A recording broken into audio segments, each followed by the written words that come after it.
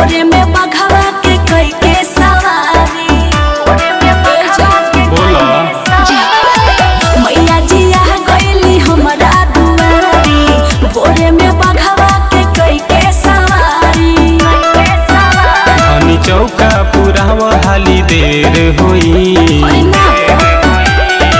ऐसे जे धनी अबेर होई जहे त दर्शन न फेर होई ऐसे जे भौजी अबेर होई जहे त दर्शन न फेर होई। गंगा जल से पौआ पखार ना तो जाई कुबेर होई गंगा जल से पौआ पखार ना तो जाई कुबेर होई ऐसे जे धनी अबेर होई जहे तो दर्शन न फेर होई ऐसे जे भौजी अबेर होई जहे त दर्शन न फेर होई। बोला बोला मैहर वाली मैया की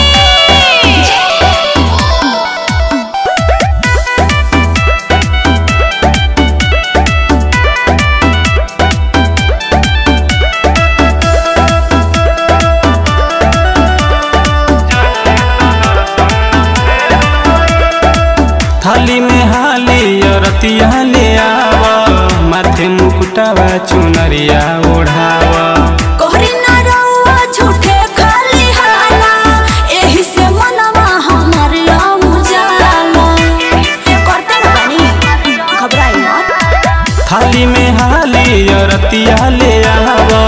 माथे मुकुटावा चुनरिया ओढ़ावा कोहरी ना रउआ झूठे खाली हाला एही से मनवा हमर मुजाला लोग मैया के खोजत हो ढेर होई उ त बटले बा ऐसे जे धनी अबेर होई जहे त दर्शन न फेर होई ऐसे जे भौजी अबेर होई जहे त दर्शन न फेर होई। बोला बोला विंध्याचल वाली मैया की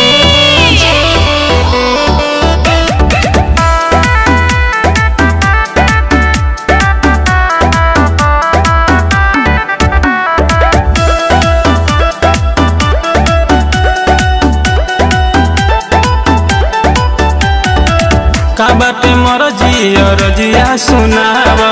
मैया के 16 सिंगारवा सजाव कोरी ना मनुष्य हमरा के माना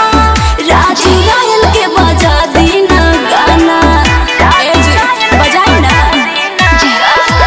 का बाटे मरजी रजिया सुनाव मैया के 16 सिंगारवा सजाव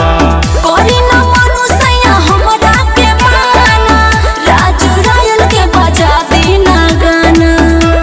प्लीज डीजे अखिलेश वाला अगिला बेर होई साचो का ऐसे जे धनी अबेर होई जहे त दर्शन न फेर होई।